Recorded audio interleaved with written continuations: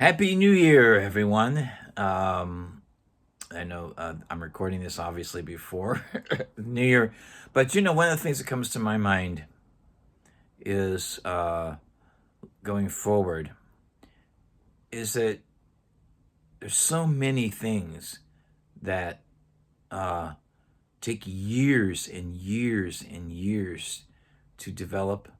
Um, Other things take years and years of funding and just one little baby step at a time to get that funding, to get that support. For instance, that's why a lot of it goes back to economics um, for many of us, because we've seen just in the last 6 years, for instance, we have seen the Ukraine government getting billions of dollars just like that, no waiting.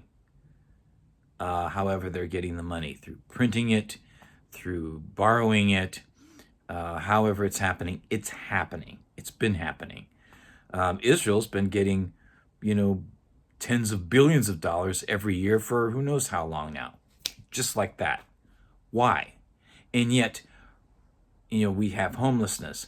We have that doesn't seem to get resolved at all. As a matter of fact, it becomes a moneymaker, apparently, because that's why it keeps happening in this country.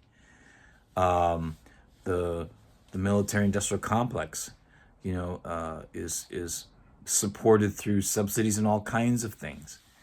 And yet, if there are programs to help people get some relief from all their debt, whether it be credit cards or loans or mortgages, student loans, whatever, there's just no relief.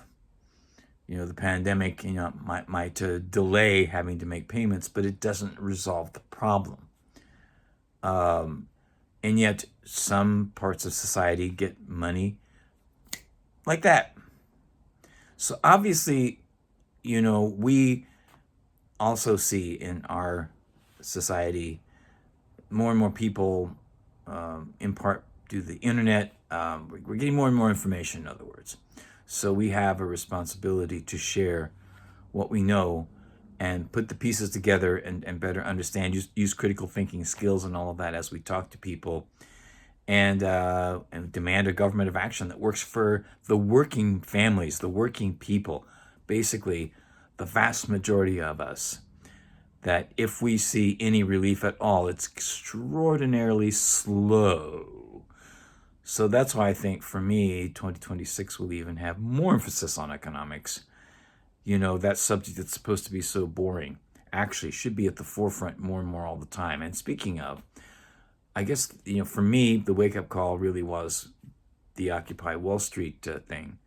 Um, and and on January the 1st and January the 2nd, 2012, I was a primary organizer of Occupy the Rose Parade. And I'm going to show you a little clip right now of what that looked like.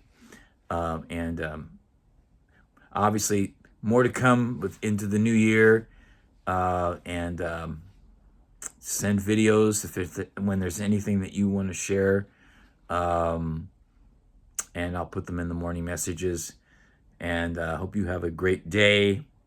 And I look forward to seeing some of you in New Jersey and always online. And I still have to say, peace now. I returned to the LA area to reinvent myself in the late 2000s. On September 17th, 2011, Occupy Wall Street began in Lower Manhattan of New York City. It led to the largest gatherings of people to discuss economic injustices in public places since the Great Depression of the 1930s. In October 2011, I became part of the Occupy Los Angeles media team, and later was one of the primary organizers of Occupy the Rose Parade in Pasadena. There was a summit at All Saints Church and also in Memorial Park. In All Saints Church, it was the first time that there was public discussion about the foreclosure crisis in Los Angeles.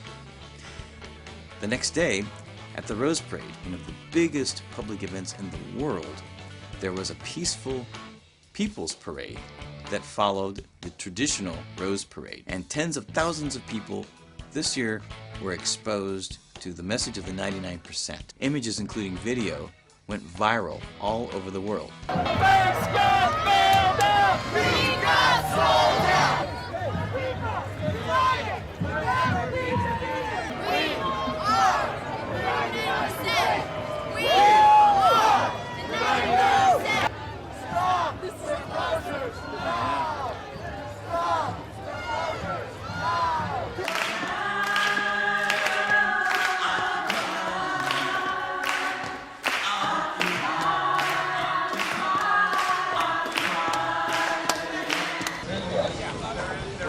Tom, what do you see as the future of Occupy?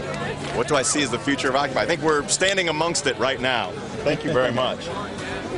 Future of Occupy is excellent t-shirts such as this one. Yeah. I think what's exciting is that we're listening to each other and we're kind of discovering together what it will be. We could knock some sense into the government.